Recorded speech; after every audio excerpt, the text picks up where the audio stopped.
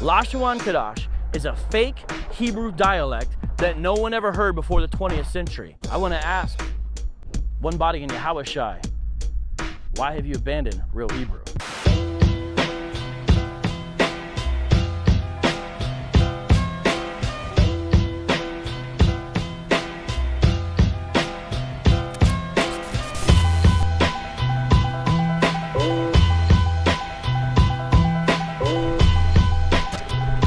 What's up, y'all? It's Vocab Malone, Street Apologist live, chilling in Dallas, Texas, South Dallas to be specific. There's gonna be some cars behind me, so I'm gonna try to project a little bit, make sure y'all can hear me. But today I want to discuss something in regards to One West style Hebrew Israelism called Lashawan Qadash. Lashawan Qadash is an invented version of Hebrew that groups like One Body and Yahushai use. It's not real Hebrew. They take out the vowels that modern Hebrew speakers pronounce, the way they pronounce them, the vocalizations of the vowels. They remove all those, and then they make a mistake that is based upon an English understanding of language. Each character only produces one sound. Then they proceed to supply their own speculative vocalizations in the vowels, which they say more closely aligns with the way the Paleo Hebrew would have been pronounced. Now, what's interesting about this, that they do this through a vision they received.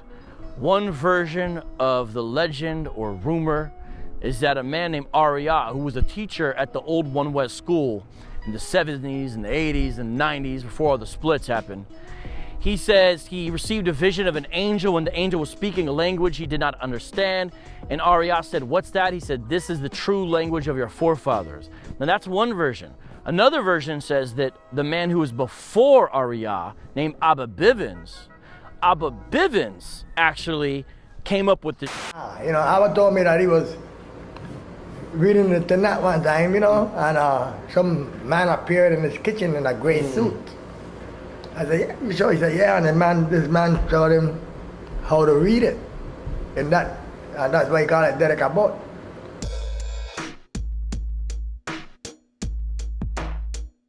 But I didn't like it, but I learned it. And when his fellow Hebrew Israelites saw this chart, they say, What is up with this? This isn't real Hebrew. I know, it's just part of the hook, along with the 12 tribes chart. And it seems like one of the reasons it was designed was to keep people away from studying actual Hebrew. Because the further you get into true Semitics and actual Hebrew, you see that the religion of One West Hebrew Israelism is not accurate. You can tell even on the surface that it does not align with the Bible, but when you get into the language, you see even more. So Lashawan Qadash effectively keeps people away from studying actual real Hebrew. It allows them to bask in ignorance by saying that modern Hebrew is invented by the Masoretic folks, and the Masoretic folks, by the way, who weren't even around into the medieval era, so they couldn't have been the ones who invented these vocalizations. They just supplied the vowel, what are called the diacritical marks. They supplied them into the text because these were the ways Hebrew speakers were already pronouncing them. And so they didn't introduce new vocalizations, they just made diacritical marks denoting how to vocalize certain vowels. Now here's what happened. The Masoretes didn't introduce this. That's a lie. But when you do that, it effectively bars people from studying real Hebrew and understanding it better. And this shields them in a cloud of ignorance so One West Hebrew Israelism can thrive. Now, why are we in front of One Body and Yahushai? Their name employs Lashawan Qadash. The very name Yahushai employs Lashawan Qadash. The invented, fabricated dialect of Hebrew that was invented by Bivens and Ariah and One Westers still promote today for Jesus is Yahushai. So a lot of times when you hear Hebrews like speak, they'll say Jesus Christ, or they'll say the one whom the world ignorantly calls Jesus Christ, what they'll say. And yes, it's true that Jay wasn't always around and all that, but the funny thing is, the same guys who rail against Jesus Christ being the name for Jesus Christ, will have a 12 tribes chart that says on it Judah. They don't have any problem when it comes to there. So there's an inconsistency in their anger at the letter J.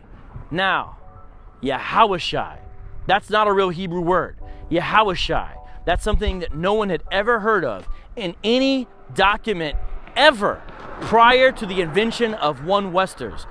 I challenge you, if you're a Hebrew Israelite and you're watching this, show me one place in an ancient Semitic source. Show me one place in an ancient Hebraic text. Show me one place even in a translation of a text. Show me one place even in a transliteration where you see Yahawashai prior to Ariah or Bivens' constructed invention. You can't find it. Yahawashai is something unique to this religious sect. It's sort of a linguistic Gnosticism. Now, why are we here today and what are we going to do? We're going to look at Matthew chapter 27. And this is going to single-handedly deconstruct Lashawan Qadash. In Matthew 27, Jesus is on the cross. And as he's on the cross, we come down to verse 45. Let me read the context of Jesus Christ on the cross. From noon until 3 in the afternoon, darkness came over the whole land. Matthew 27, verse 45, on to verse 46.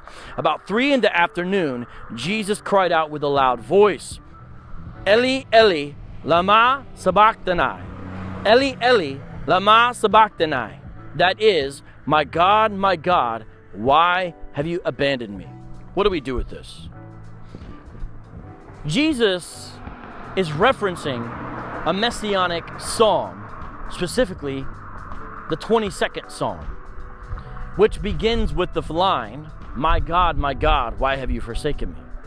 Jesus recites it either in Hebrew with one phrase of Aramaic or an Aramaic dialect very close to Hebrew, as Aramaic is.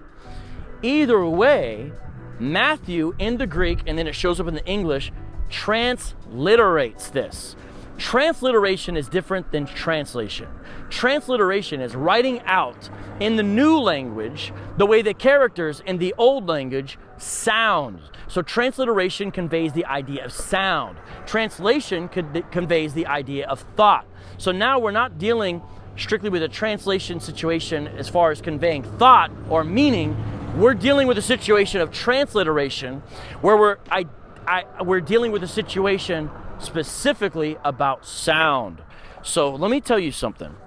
If Jesus spoke Lashawan Qadash, he would have had to say Aliyah, Aliyah. Lashawan Qadash for my God is Aliyah, Aliyah, which is in Greek Alpha, Lambda, Alpha, Iota, Alpha.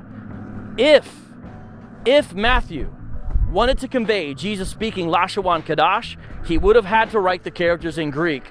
Alpha, Lambda, Alpha, Iota, Alpha. It would have been Aliyah. But he didn't do that. That's L with the possessive suffix is what's going on there. What does he do? By the way, this represents in the Hebrew, Aleph, Lamed, Yod. That's what it represents in the Hebrew. But what did Matthew do? He conveyed what Jesus said. The sound of what Jesus said deconstructs Lashawan Qadash because it shows us he wasn't speaking Lashawan Qadash. He said, Eli, Eli, lama sabachthani. Eli, Eli. Hebrew Israelites who are advocates of Lashawan Qadash teach that there's no E sound in Hebrew. So that's why if you say Yahweh to them, they'll say that's wrong. There's no E sound in Hebrew. That's why they call him Yahweh. Yahweh. They don't say Yahweh because there's no E sound in Hebrew.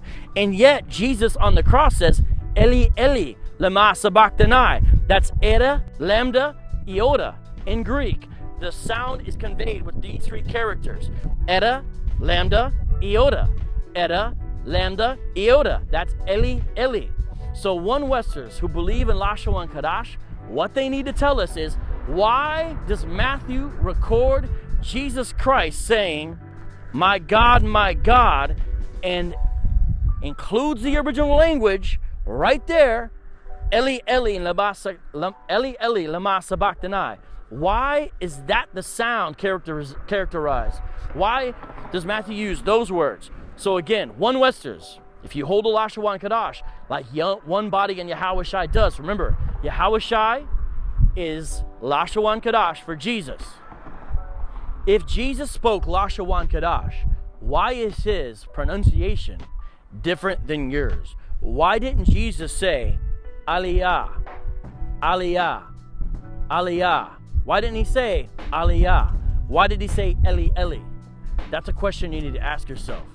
What this demonstrates is this, that Lashawan Qadash is not a real language. This demonstrates that the very name on this church is something constructed by a man in New York in the 20th century. One Body and Yahawashi, the very name of the church, right there, you can see it in the background. Yahawashi is part of Lashawan Qadash. Lashawan Qadash is a fake Hebrew dialect that no one ever heard before the 20th century. And here's one evidence right in Matthew chapter 27, verse 46. And guess what else? You want more? You can go to Septuagint and see how the Hebrews translated into the Greek, and you'll see even more examples of this. This is just the tip of the iceberg of deconstructing Lashawan Qadash. So gentlemen in One Body, in Yahawashi in Dallas, Texas, why is that name on your church? Show us one first century or prior, or even before the Masoretes, since that's who you usually blame it on. Show us one document that shows an example of Yahawashi being used. Can you give me one ancient manuscript that has the word Yahawashi in it? Show us. And then after that, which you won't be able to do, please explain why Matthew did not transliterate what Jesus said as Alpha, Lambda, Alpha, Iota, Alpha, which would be Aliyah, which is what you would say, my God is. Why instead does he convey Eli, Eli as Eta, Lambda, Iota? I don't know what you're talking about. I want to ask, One Body in Yahawashi, why have you abandoned real Hebrew?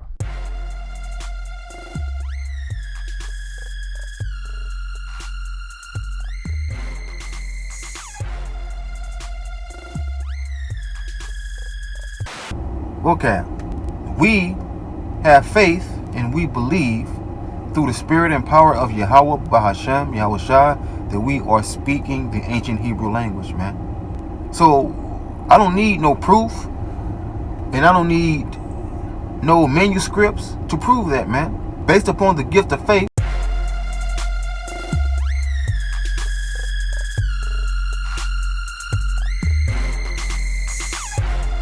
based upon the gift of faith that Yahawashi has given unto me, man, that we are speaking the ancient Hebrew language, man. All right, man, there is no doubt in my mind, man. Come on, you know you miss me. How you doing? This is Vocab Malone. You asked about I'm him. in town for a little bit. You Thought in I'd come town say for a hi. little Yeah. bit. Thought I'd come say hi. What you want to come say hi for? Well, I could tell it's not a good time, so I'm just staying out here on the sidewalk. I'm not trying to bother you guys during class. Can you give me one ancient manuscript that has the word Yahawashi in it? Brother, it's not in the Hebrew text. Exactly. Why not? So, when you go back and study the Hebrew, you'll understand Yahweh. So you'll understand. But the vocalizations. What does that got to do with anything?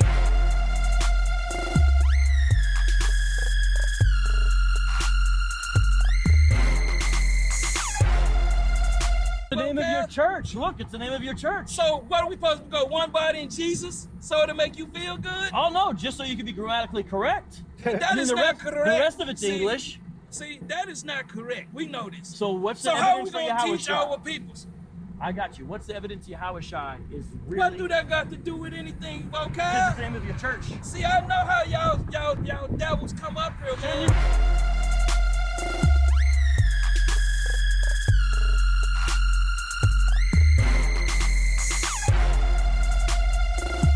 I defend my positions every day. One Body in Yahawashi. Can you give me one ancient manuscript that has the word Yahawashi in it? Brother, it's not in the Hebrew text. Exactly. It's not in the Hebrew text. It's not in the Hebrew text. It's not in the Hebrew text. Exactly.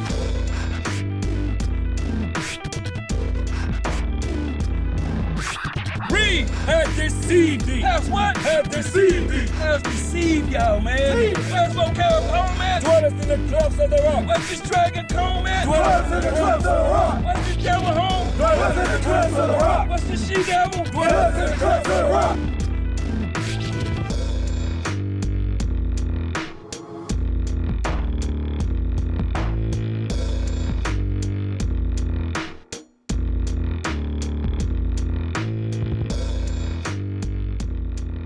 That's right.